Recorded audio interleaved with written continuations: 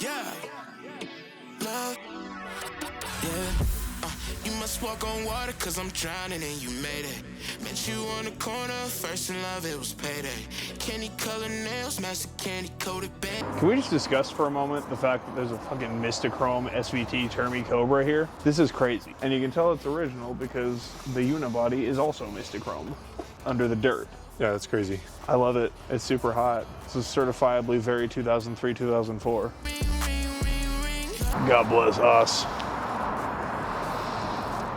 God bless. Anyway, what's up guys? My name's Derek. I like cars, and today we're just gonna do more cutting and more explaining, like usual. As you can see, here's the whiteboard. Some things have been changed, some things have been added after a momentous crossing off of stuff on the last video. We now have some new things added.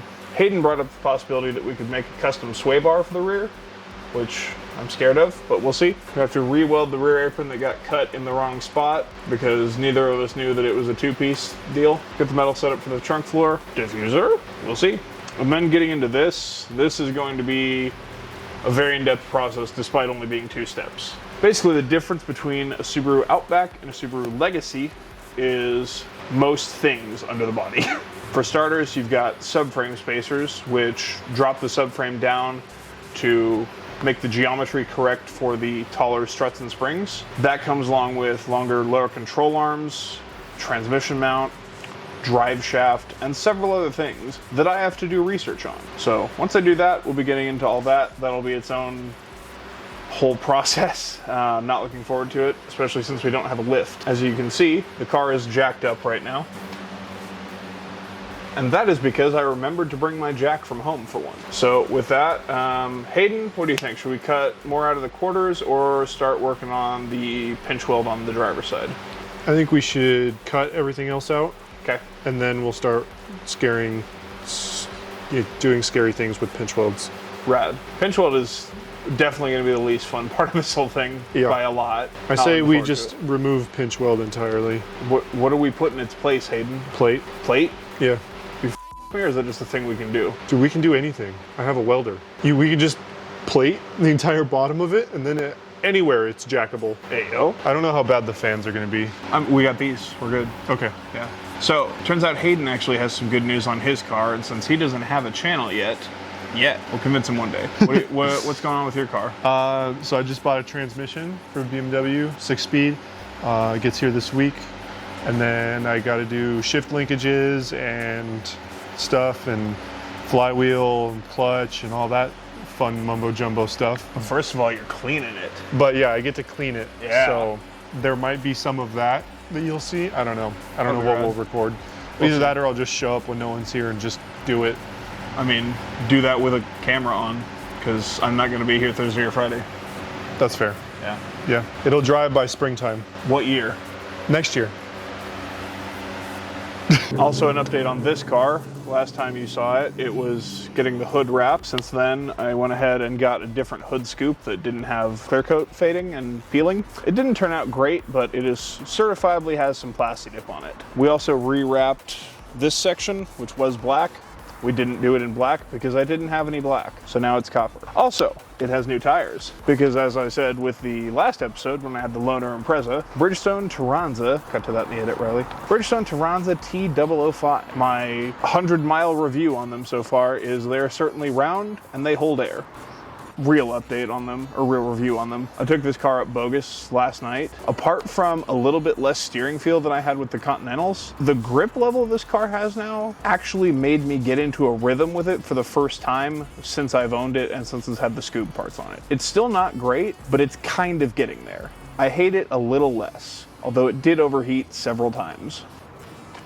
Holy Hayden, I can't believe you just did that. You didn't even start the camera rolling until you already...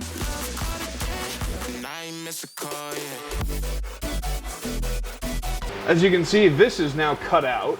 That has been cut out and is terrible. There's just so incredibly much rust in this car.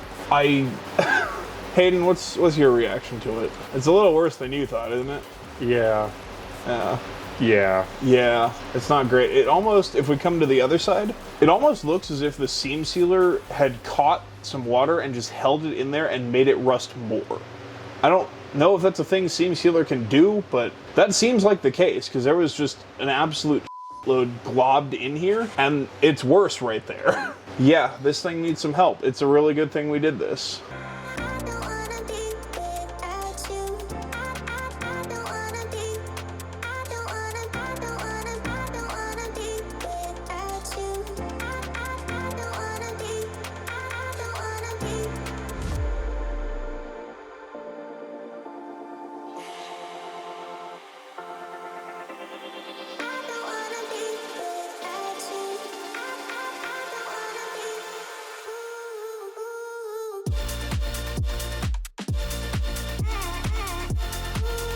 I don't know what all the camera picked up on that, but we got some more stuff cut out. Hopefully you didn't pay attention to the wire wheel just yeeting this into oblivion. Not a whole lot got done, just we're talking and bullshitting. But this is, Hayden, what percent ready to be fixed would you say this is? I'm gonna go with like 60% ready. More than I was thinking, that works. So, In the process of wire wheeling things, I did discover this is a lot worse than we thought it was.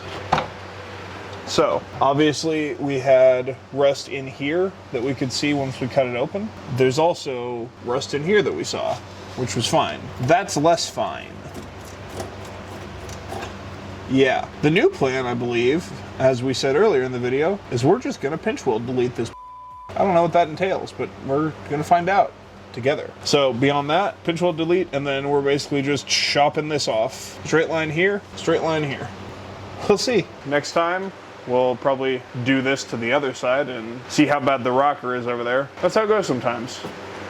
Derek Likes Cars is proudly sponsored by Mountain Crest Product. Are you into mountain biking? Have you ever had your mountain bike break down on the trail and leave you stranded? You had to figure out how to carry it back home? Worry no more. Mountain Crest Products has straps to turn your bike into a backpack. Feel free to check them out in the description below. I've got their Instagram, their Facebook, and their website linked. Thanks to Mountain Crest Products for these wonderful microphones and for sponsoring this channel. As always, thanks for watching, guys. Check out Hayden on Instagram, E46Den. Check out Riley. He couldn't be here today, but we love him. Thanks for editing this, Riley. Riley MXWill on Instagram and YouTube. I'm on there too. Take care. Next time.